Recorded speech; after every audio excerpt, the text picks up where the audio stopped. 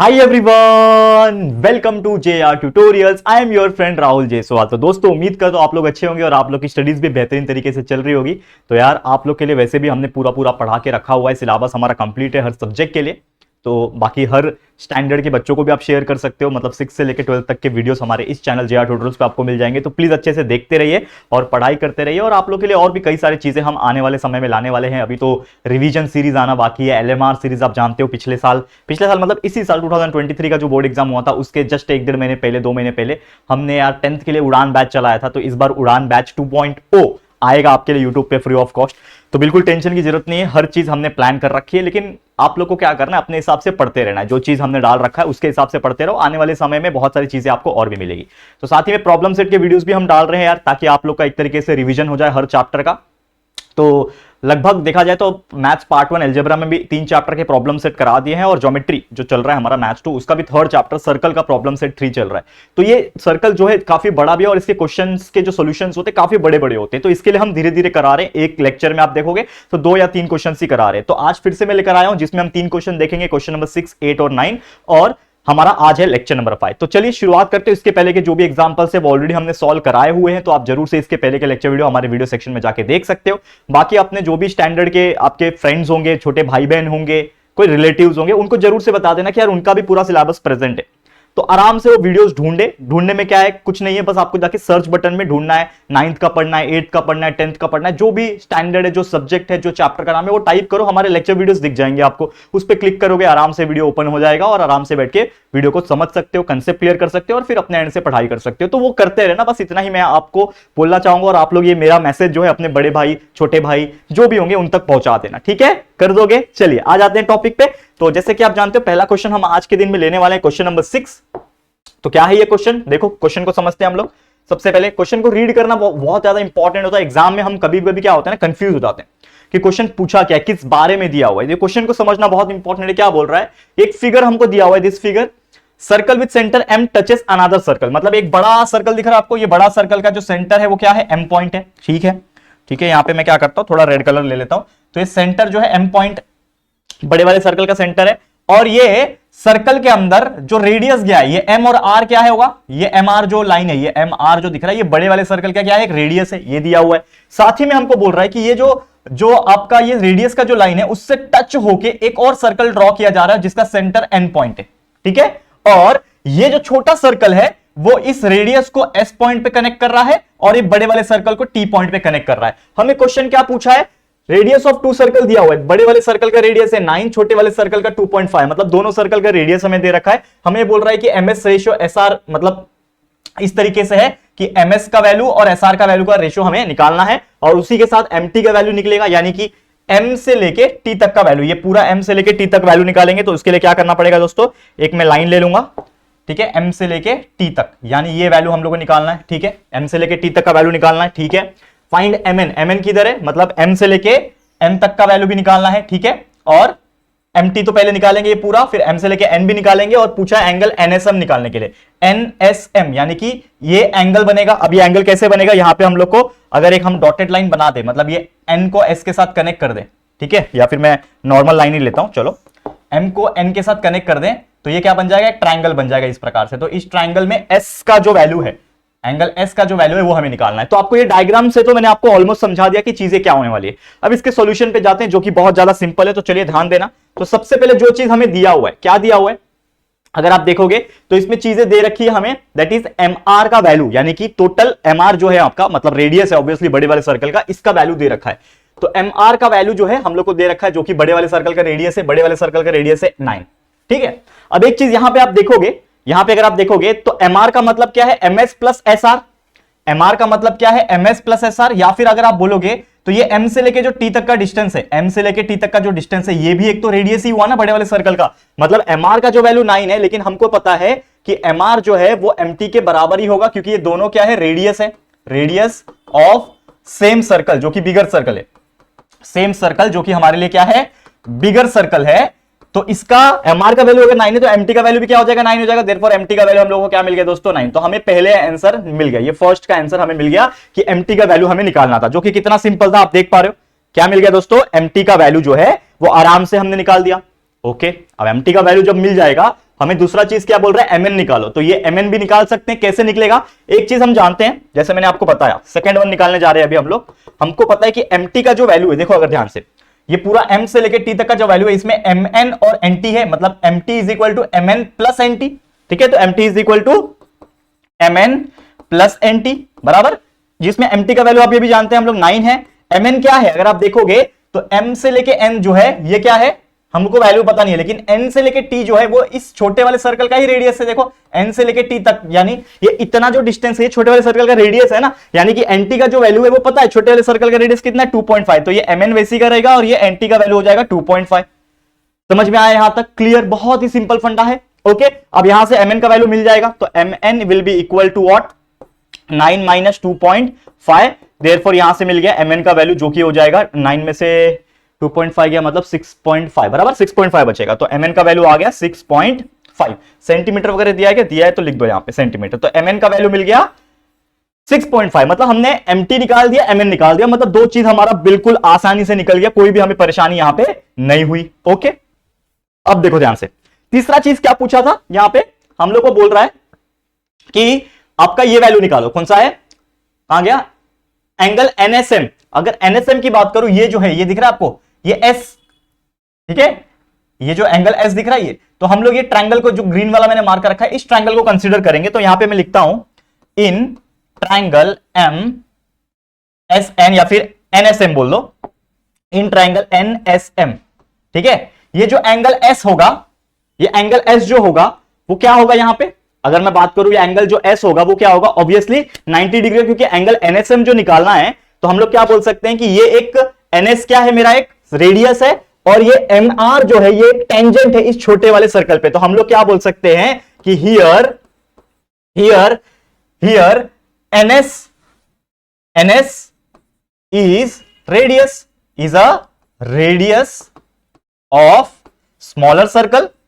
NS जो है radius है स्मॉलर सर्कल का, एंड देखो ध्यान से, ये छोटा वाला सर्कल का NS रेडियस हुआ, और इसी छोटे वाले सर्कल से ये पूरा MR जो है, ये MR पूरा लाइन जो है वो टच करके जा रहा है। तो एक सर्कल से अगर कोई लाइन टच करके जा रहा है तो वो क्या होता है, टेंजेंट। तो हम लोग क्या बोल सकते हैं, and MR is a tangent. MR क्या है मेरे लिए, टेंजेंट है। तो हम लोग क्या बोल सकते हैं कि देयरफॉर यहां पे ये जो एंगल S होगा, यानी कि एंगल S जो होगा वो क्या होगा, 90 डिग्री होगा, और ये Q हुआ, ये क्यों हुआ, एंगल S 90 डिग्री क्यों हुआ, रीजन क्या है, क्योंकि हमने एक चीज पढ़ा है हमारे टेंजेंट थ्योरम के हिसाब से कि जब भी कोई रेडियस और एक टेंजेंट सर्कल को टच करता है तो उस पे जो बनता है रेडियस वो होता है उसका परपेंडिकुलर। तो हम लोग क्या बोल सकते हैं कि NS is perpendicular to MR, तो therefore NS is perpendicular to MR।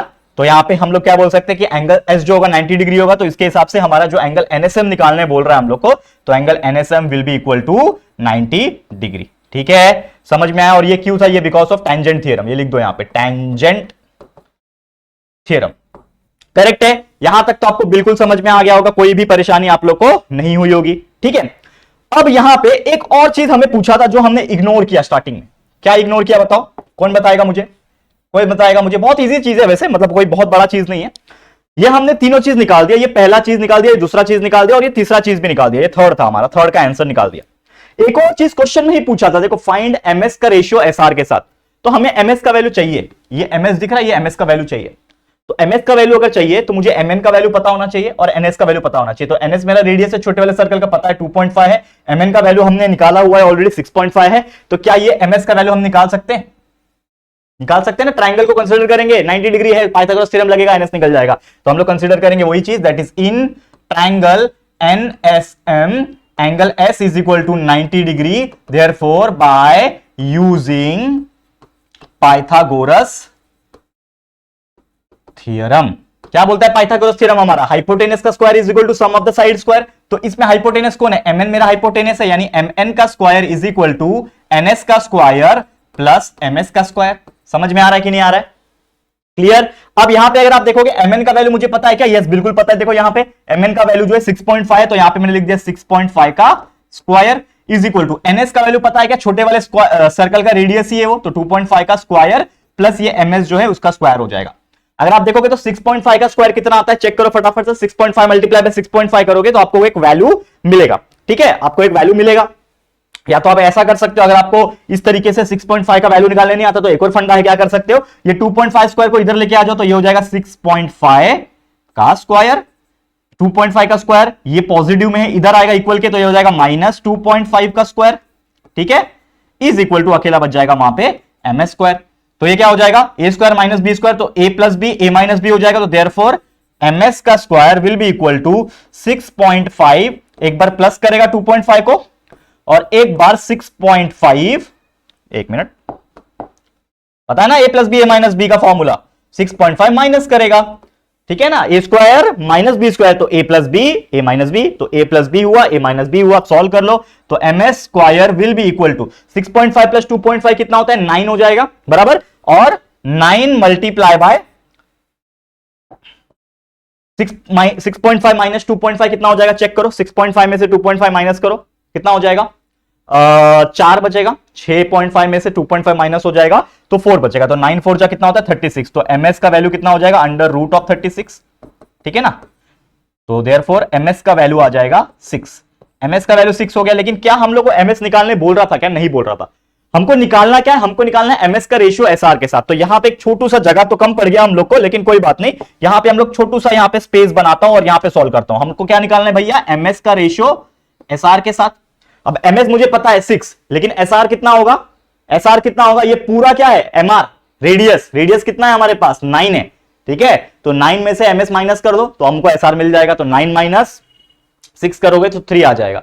तो हम लोग क्या बोल सकते हैं यहां पे कि एमएस का जो रेशियो है, एमएस का वैल्यू कितना हो जाएगा, देखो टोटल 9 था, ये मैं यहां पे सॉल्व करके दिखाऊं, यहां पे देखो क्या था टोटल, एमआर, एमआर जो है देखो ये इधर का स्टेप है, ठीक है, ये इधर का स्टेप है, आप लोग समझ जाना। एमआर का मतलब क्या है, एमएस प्लस एसआर ना, एमएस प्लस एसआर, ठीक है, एमएस प्लस एसआर है, तो एमआर का वैल्यू टोटल 9 है, हमको क्या चाहिए, एसआर का वैल्यू, एमएस का वैल्यू 6 है, 9 minus 6 is equal to SR, therefore SR will be equal to 3, तो एसआर का वैल्यू 3 है, एमएस का वैल्यू 6 है, तो एमएस रेशियो एसआर क्या हो जाएगा 6 रेशियो 3, यानी कि अगर मैं इसको और छोटा करूं तो ये क्या हो जाएगा, 3 1 जा 3, 3 2 जा 6 और 3 1 जा 3, तो 2:1 इज द फाइनल आंसर। ये हमारा इस तरीके से फाइनल आंसर आ जाएगा। हाँ, थोड़ा सा स्पेस कम पड़ गया, लेकिन फिर भी हम लोग ने इसको सॉल्व करने की कोशिश की है। क्लियर है, समझ में आ रहा है दोस्तों। तो ऐसे ही क्वेश्चंस एग्जाम में आते हैं ताकि यार आप लोगों को डराया जा सके हॉर्स के नाम पे, पर ये हार्ड बिल्कुल नहीं होते, बस इसमें आपको थोड़ा सा एक्स्ट्रा एफर्ट डालना होता है और मेहनत करना होता है। अगर आप मेहनत करोगे, एफर्ट डालोगे तो definitely you will get your answer perfect. ठीक है, समझ में आ गया है, थोड़ा सा देख लो इसको और हम चलेंगे हमारे अगले क्वेश्चन की तरफ, जो कि बहुत ही बेहतरीन क्वेश्चन है, one of the toughest question, लेकिन इजी है, ज्यादा इसमें सोचने की जरूरत नहीं पड़ेगी, जो कि हमारा अगला क्वेश्चन है, क्वेश्चन नंबर 7। ठीक है, ध्यान दो, क्वेश्चन नंबर 8 है, माफ करना, क्वेश्चन नंबर 8, ध्यान दो क्या बोल रहा है ये क्वेश्चन नंबर 8, इसको हम लोग को समझना है। ठीक है, अब यहां पे अगर आप देखोगे, सबसे पहले इस क्वेश्चन को समझो, circle with centre X Y, मतलब एक छोटा सर्कल है और उसी के ऊपर बड़ा सर्कल है, मतलब इन शॉर्ट बोल सकते हैं बड़े सर्कल के अंदर एक छोटा सर्कल डाल रखा है, इंटरनली टच हो रहा है, पॉइंट जेड के ऊपर टच हो रहा है, ये पॉइंट जेड है, इसको मैं थोड़ा कलर अलग करता हूं पहले, ये पॉइंट जेड के ऊपर टच हो रहा है, ये छोटे वाले सर्कल का जो सेंटर पॉइंट है वो एक्स है, इस बड़े वाले सर्कल का सेंटर पॉइंट वाई है। ठीक है, बोल रखा है कॉर्ड बिगर सर्कल किस बीजेड, ये बी और जेड ये जो है ये बड़े वाले सर्कल का कॉर्ड है। तो मैं क्या करता हूं, इसको ना यहां पे कलर से ड्रॉ करने की कोशिश करता हूं, ये बड़ा वाला कॉर्ड है, ठीक है, बीजेड बड़े वाले सर्कल का कॉर्ड है, and intersect smaller circle eight point A, point A पे वो क्या कर रहा है, छोटे वाले सर्कल को इंटरसेक्ट कर रहा है। ठीक है, और क्या बोल रहे हैं भैया, प्रूफ करना है हम लोग को ax पैरेलल by, ax किधर है, ये a से लेके x, मतलब हमें प्रूफ क्या करना है बताता हूं, ये a से लेके x का जो लाइन है, ठीक है, ये a से लेके x का लाइन है, ठीक है, और ये b से लेके y का लाइन है, बराबर, इन दोनों को हमें क्या करना है दोस्तों, प्रूफ करना है कि ये ax और यहां से b और ये y, ये दोनों लाइन जो ग्रीन वाले दिख रहे हैं आपको, ये दोनों लाइन क्या है, एक दूसरे को पैरेलल है, ऐसा प्रूफ करके दिखाना। दिख तो रहा है पैरेलल है, लेकिन मैथ्स में दिखना काम नहीं आता है, हमें प्रूफ करना होता है। जैसे कि हमको पता है कि वो ट्रायंगल है, लेकिन क्वेश्चन क्या आता है, प्रूफ करो ये ट्रायंगल है। तो मैथ्स यही सब्जेक्ट है कि जिसमें हम लोग को पता है कि यार ये सब चीजें नहीं है, फिर भी मतलब ये सब चीज वही है, लेकिन फिर भी हमें कुछ सबूत पेश करने होता है। जैसे कोर्ट बोलता है ना, मेरे को पता है तू बेगुनाह है, लेकिन हम कानून अंधे, हमको सबूत मांगता है, तो वही चीज है यहां पे भी। तो अब आप क्या कर सकते हो, सबसे पहले आप एक काम कर सकते हो इसमें, जो कि है कि इस z से लेके ये पूरे y तक आप एक कंस्ट्रक्शन कर सकते हो। आपने क्या किया, z से लेके पूरे y तक कंस्ट्रक्शन किया, जिसकी वजह से आप देखोगे तो यहां पे दो ट्रायंगल आपको दिख रहे होंगे। कौन सा ट्रायंगल, एक तो ये एक्स जेड यानी ये छोटा वाला ट्रायंगल और एक बी वाई जेड। तो यहां पे दो ट्रायंगल दिख रहे हैं, तो हम लोग क्या बोल सकते हैं सॉल्यूशन में, क्या बोल सकते हैं भैया, in figure two triangles are formed. Two triangles are formed by joining, हमने क्या ज्वाइन किया है, y से लेके z तक ये ज्वाइन किया है by joining y z। तो दो ट्रायंगल कौन से बन रहे हैं, तो दो ट्रायंगल है, एक ट्रायंगल है आपका ये छोटा वाला दैट इज a x और z, एक ट्रायंगल है आपका a x z एंड दूसरा ट्रायंगल है आपका b y और z। तो आपका दूसरा ट्रायंगल है b y z। अब ये दो ट्रायंगल आपको दिख रहा है, अब यही दो ट्रायंगल को हम लोग को लेना है, उसमें थोड़ा बहुत इधर उधर करना है, मतलब इधर उधर मतलब हमारा जो लॉजिक है जो हमने सर्कल चैप्टर में पढ़ा है वो लगाना है, अप्लाई करना है दिमाग लगा के, और वो दोनों ट्रायंगल ऑटोमेटिकली, दोनों ट्रायंगल बोल रहा हूं, दोनों लाइन जो ग्रीन वाले है ये ऑटोमेटिकली क्या हो जाएंगे, पैरेलल हो जाएंगे। तो पैरेलल होने के लिए मैं एक सबसे एक अच्छा तरीका ये बताता हूं, अगर आप इस एंगल को, कौन से वाला, जेड बी वाई को, और इस एंगल को जो कि है जेड ए एक्स को अगर कॉन्ग्रुएंट प्रूफ करके दिखा दिए तो automatically by the corresponding angle test जो हमने बहुत पहले पढ़ा होगा, शायद 8वीं या 9वीं में पढ़ा होगा, उससे हम लोग ये दोनों लाइन को पैरेलल बता सकते हैं। तो हम लोग क्या कर सकते हैं, हम लोग एक एक करके ट्रायंगल ले लेंगे। तो सबसे पहले मैं ट्रायंगल कंसीडर करूंगा छोटा वाला या फिर बड़ा वाला, आपके हिसाब से जो आपको अच्छा लगे आप ले सकते हो, ठीक है। तो मैं सबसे पहले लेता हूं हमारा ये ट्रायंगल जिसका नाम है एक्स ए जेड या फिर ए एक्स जेड जैसा बोल लो। तो मेरे को ना ये एंगल प्रूफ करना है ना, तो मैं क्या लूंगा, एक्स ए जेड लूंगा। तो मैं लेता हूं इन ट्रायंगल, क्योंकि जैसे मैंने बोला कि मुझे ये एंगल और ये एंगल प्रूफ करना है, तो हम इस ट्रायंगल का नाम क्या रखेंगे, एक्स से चालू करेंगे, तो एक्स ए जेड हो जाएगा। तो हम लोग लिखते हैं यहां पे in triangle x A Z.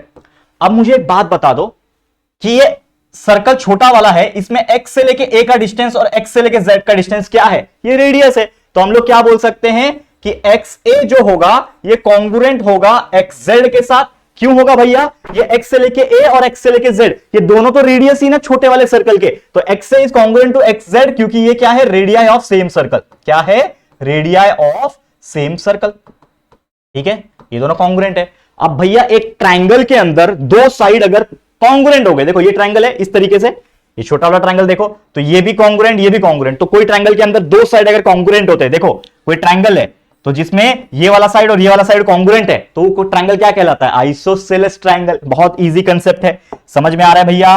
तो हम लोग क्या बोल सकते हैं, देयरफॉर हम लोग क्या बोल सकते हैं कि triangle x A Z is an isosceles triangle. ये क्या है, आइसोसेलेस ट्रायंगल है, और आइसोसेलेस ट्रायंगल है इसका मतलब कि ये जो एंगल होगा और ये जो एंगल होगा ये दोनों भी क्या होंगे, कॉन्ग्रुएंट होंगे, यानी कि एक्स ए जेड और एक्स जेड ए दोनों कॉन्ग्रुएंट होंगे। समझ में आ रहा है कि नहीं आ रहा है, ठीक है, ठीक है। तो लिखो यहां पे कि angle, therefore angle X A या फिर एक्स जेड ए लिखो पहले, X Z A will be congruent to X A Z. देखो मतलब एक्स जेड ए ये वाला ट्रायंगल, सॉरी एंगल, और एक्स जेड ए हो गया, और एक्स ए जेड मतलब ये वाला, ये दोनों ही एंगल कॉन्ग्रुएंट होंगे। क्यों कॉन्ग्रुएंट होंगे भैया, because of the isosceles triangle theorem, क्योंकि ट्रायंगल ही आइसोसेलेस है। आइसोसेलेस ट्रायंगल थ्योरम के अनुसार ये दोनों क्या हो गए, कॉन्ग्रुएंट हो गए। इसको मैं मान लेता हूं इक्वेशन नंबर 1। यहां तक समझ में आ गया होगा, कोई भी परेशानी आप लोग को नहीं होगी, ठीक है। अब इसका काम खत्म छोटे वाले ट्रायंगल का। उसी जैसा हमने अभी सॉल्व किया इतना, सेम उसी प्रकार अब बड़ा वाला ट्रायंगल ले लेता हूं जो कि है वाई, ये वाला एंगल देखना है ना मुझे, तो वाई बी जेड। तो हम लिखेंगे यहां पे, अब क्या लिखेंगे, in triangle Y B Z. इसमें भी अगर आप देखोगे तो पूरे सर्कल के अंदर y से लेके b एक रेडियस है और y से लेके z भी एक रेडियस है, मतलब दोनों ही बड़े वाले सर्कल के रेडियस है। तो हम लोग क्या बोल सकते हैं कि y से लेके b और y से लेके z दोनों रेडियस है, तो y b दोनों रेडियस है, is congruent to y z। क्यों है भैया, ये रेडियस ऑफ सेम सर्कल है, रेडियाई ऑफ सेम सर्कल है, ये भी रेडियस ऑफ सेम सर्कल, बड़े वाले सर्कल का लिख दो, बिग सर्कल लिख सकते हो आप लोग। ये मैंने सेम सर्कल लिखा, तो यहां पे आप सेम स्मॉल सर्कल लिख सकते हो, यहां पे सेम बिग सर्कल लिख सकते हो, आपके ऊपर है। अब इसका मतलब क्या हो गया, जैसे मैंने बोला कि इसमें भी वाई बी और वाई जेड ये दोनों साइड क्या हो गए, कॉन्ग्रुएंट होंगे, सेम होंगे। तो ऑब्वियसली वो बड़ा वाला जो ट्रायंगल है वो भी एक आइसोसेलेस ट्रायंगल है। तो हम लोग क्या बोल सकते हैं कि Y B Z is also a isosceles triangle. जैसे हम लोग इसको लिखे वैसे सेम इसको लिखना है। तो क्या है ये, वाई बी जेड है, माफ करना, Y B Z is an isosceles triangle. ये भी क्या है, आइसोसेलेस ट्रायंगल है, ठीक है। अब मुझे पता चल गया कि जब ये भी आइसोसेलेस ट्रायंगल है तो मैं क्या बोल सकता हूं कि ये जो एंगल होगा और ये जो एंगल होगा, बड़े वाले की बात हो रही है, देखो बड़ा वाला ट्रायंगल वाई बी जेड की बात हो रही है, मतलब ये वाला एंगल और ये वाला एंगल भी क्या होंगे, कॉन्ग्रुएंट होंगे because of the isosceles triangle theorem. क्योंकि जैसे मैंने बताया कि कभी भी दो साइड अगर सेम होते तो वो ट्रायंगल आइसोसेलेस होता है, और उसी साइड के जो नीचे वाले दो एंगल होते हैं वो क्या होते हैं, कॉन्ग्रुएंट होते हैं आइसोसेलेस ट्रायंगल के हिसाब से। तो हम लोग क्या बोल सकते हैं कि देयरफॉर ये जो एंगल है वाई बी जेड, क्या बोल सकता हूं मैं, एंगल क्या बोल सकता हूं कि Y Z B will be congruent to, देखो Y Z B is congruent to Y B Z, congruent to angle Y B Z, और ये क्यों आया, because of isosceles triangle theorem. देखो सेम वही चीज है जो छोटे वाले ट्रायंगल के लिए किया, वही बड़े वाले ट्रायंगल के लिए, सेम टू सेम वही चीज है। अब एक ट्विस्ट है यहां पे, एक ट्विस्ट ये है, अगर आप इसको थोड़ा सा ध्यान से देखोगे, इसको थोड़ा सा ध्यान से देखोगे तो यहां पे एक आइडिया आपको लगेगा। बताओ क्या, कि ये वाई बी जेड जो है, कहां गया वाई जेड बी, ये वाला देखो, ये Y Z B, Y Z B को मैं लिख सकता हूं एक्स जेड ए लिख सकता हूं, क्योंकि हम बात कर रहे हैं यहां पे एंगल की। एंगल वाई जेड बी क्या है, देखो एंगल वाई जेड बी क्या है, यही एंगल है, यही एंगल है। और अगर मैं एक्स जेड ए की बात करूं तो भी यही एंगल है, तो मैं इस वाई जेड बी की जगह पे एक्स जेड ए लिख सकता हूं क्या, इस वाई जेड बी की जगह पे एंगल में एक्स जेड ए लिख सकता हूं क्या, बिल्कुल लिख सकता हूं, क्योंकि भैया दोनों एंगल ही वही है। चाहे मैं इसको लिखूं वाई जेड बी या फिर मैं लिखूं इसको एक्स जेड ए, दोनों एंगल ही सेम है, और ये बचा हुआ जो चीज है वो एज इट इज लिख दो, Y B Z same to same ये उतार दिया, खाली ये चेंज किया। और ये चेंज क्यों किया, क्योंकि भैया ये एक ही लाइन में आ रहे हैं, ये एक ही लाइन में आ रहे हैं, जो कि है Y X Z, Y X Z, ये एक ही लाइन में आ रहे हैं, इसके वजह से हमने लिख दिया। इसको मान लेता हूं मैं इक्वेशन नंबर 2। अब ध्यान से आप देखोगे तो ये इक्वेशन नंबर 1 जो था हमारा, इसमें है एंगल एक्स जेड है, और इक्वेशन नंबर 2 में भी आप देखोगे इसमें भी है एक्स जेड है, तो एक्स जेड सेम है। तो अगर ये और ये सेम है तो इसका मतलब ये और ये भी सेम हो जाएंगे, यानी इक्वल हो जाएंगे। तो हम लोग क्या बोल सकते हैं भैया, हम लोग क्या बोल सकते हैं कि फ्रॉम इक्वेशन नंबर 1 एंड 2, ये दोनों इक्वेशन से अगर हम बात करें तो हमारा एक्स जेड है is congruent to X Z है, इसका मतलब right hand side X A Z, यानी कि एंगल मेरा एक्स ए जेड कॉन्ग्रुएंट हो जाएगा किससे, इस एंगल वाई बी जेड से। Angle X A Z is congruent to Y B Z. ये आपको समझ में आ गया होगा, बहुत ही सिंपल फंडा है भैया, ठीक है, समझ में आ रहा है कि नहीं आ रहा है, बहुत इजी है। तो एक्स ए जेड, देखो ये एक्स ए जेड मतलब ये एंगल, और वाई बी जेड मतलब ये एंगल। और मैंने स्टार्टिंग में ही आपको बोला था कि अगर हमने इस एंगल को और इस एंगल को कॉन्ग्रुएंट दिखा दिया तो बाय करस्पॉन्डिंग एंगल टेस्ट वो दोनों लाइन जो होगी ग्रीन वाली, ये क्या हो जाएगी, पैरेलल हो जाएगी, और ये हमारा आंसर आ जाएगा। तो हम लोग फाइनली लास्ट में क्या लिखेंगे, क्या लिखेंगे दोस्तों लास्ट में यहां पे, कि देयरफॉर हम लोग क्या बोल सकते हैं, ये दोनों एंगल क्या हो गए, कॉन्ग्रुएंट हो गए, ये दोनों एंगल क्या हो गए, कॉन्ग्रुएंट हो गए। तो हम लोग क्या बोल सकते हैं कि देयरफॉर मेरा सेगमेंट जो होगा AX क्या हो जाएगा, यहां पे थोड़ा और नीचे लिखता हूं मैं, यहां पे लिखता हूं, देयरफॉर मेरा सेगमेंट जो होगा AX वो हो जाएगा पैरेलल टू सेगमेंट BY। और ये क्यों आया, ये तो हमारा प्रूफ था, और क्यों आया, रीजन क्या है, by corresponding angle test, by corresponding angle test की वजह से ये चीज आ गया। देखो एक बार कितना सिंपल फंडा था इसका, कितना ज्यादा सिंपल था, इसमें कोई भी परेशानी नहीं है। देखो हमको पूछा था segment AX parallel segment BY proof करके दिखाओ, हमने प्रूफ करके दिखा दिया। लॉजिक था क्या था हमारा, कि हमको ये बताना था कि ये दोनों लाइन पैरेलल है, और दोनों लाइन पैरेलल कैसे हो सकती है, या तो हमारा बीपीटी कुछ लग जाए या फिर कुछ ऐसा थ्योरम लग जाए, लेकिन ऐसा कुछ तो लगने वाला था नहीं इसमें। तो हमने क्या बोला कि अगर हमको पता है कि कभी भी कोई ट्रायंगल है मान लो इस प्रकार से, ठीक है, और वहां से एक और ऐसा लाइन गया हुआ है, तो ये लाइन और ये लाइन पैरेलल हो सकते हैं, बस शर्त ये रहेगा कि ये एंगल और ये एंगल क्या होना चाहिए, कॉन्ग्रुएंट होना चाहिए। तो हमने बता दिया ना कि ये बी एंगल और ये एंगल ए, ये एंगल कहां गया, ये एंगल ए और ये एंगल बी जो है ये कॉन्ग्रुएंट है। तो हम लोग का करस्पॉन्डिंग एंगल टेस्ट के हिसाब से ये क्या हो जाएंगे, बराबर कॉन्ग्रुएंट हो जाएंगे। तो ये हो गया हमारा फाइनली क्वेश्चन सॉल्व। कितना इजी क्वेश्चन था, उम्मीद करता हूं आप लोग को अच्छा लगा होगा। अब मैं इजी नहीं बोलूंगा, इसको हार्ड ही बोलूंगा, लेकिन अगर हम इसको अच्छे तरीके से सॉल्व करें कंसेप्ट के हिसाब से तो डेफिनेटली ये चीज हमें बहुत इजी लगेगा। क्लियर, समझ में आ गया? तो उम्मीद करता हूं ये क्वेश्चन आपको बहुत बेसिक तौर पे समझ में आ गया होगा। अब हम एक और क्वेश्चन पे चलेंगे कि नेक्स्ट लेक्चर में करा दूं इसको, क्या करें, नेक्स्ट लेक्चर में करा दूं, क्योंकि ऑलरेडी जैसे मैंने बोला कि वीडियो हम शॉर्ट रख रहे हैं ताकि यार आप लोग के लिए 20 से 25 मिनट की चीजें आपको मिले। तो मैं क्या करता हूं, इस क्वेश्चन को मैं नेक्स्ट लेक्चर में ले लेता हूं, ठीक है ना। ये जो क्वेश्चन है इसको मैं क्या करता हूं, नेक्स्ट लेक्चर में करा दूंगा, कोई टेंशन की बात नहीं है, आप लोग आराम आराम से पढ़ो।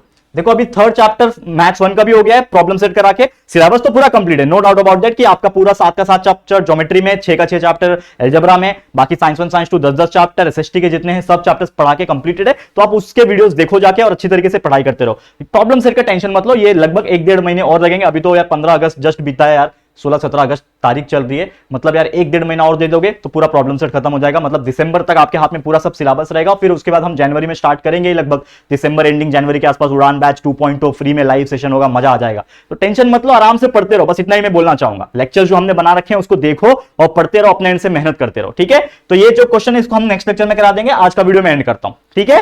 तो उम्मीद करता हूं ये दोस्तों ये वीडियो आपको अच्छा लगा होगा, और अगर अच्छा लगा है तो प्लीज लाइक कर देना, शेयर करना अपने दोस्तों के साथ, और फर्स्ट टाइम चैनल पे आए हो तो फटाफट से हमारे चैनल को सब्सक्राइब करके बेल आइकन को भी हिट कर देना, ठीक है दोस्तों। तो जल्दी मिलेंगे फिर एक और न्यू वीडियो में, तब तक के लिए thank you and good bye.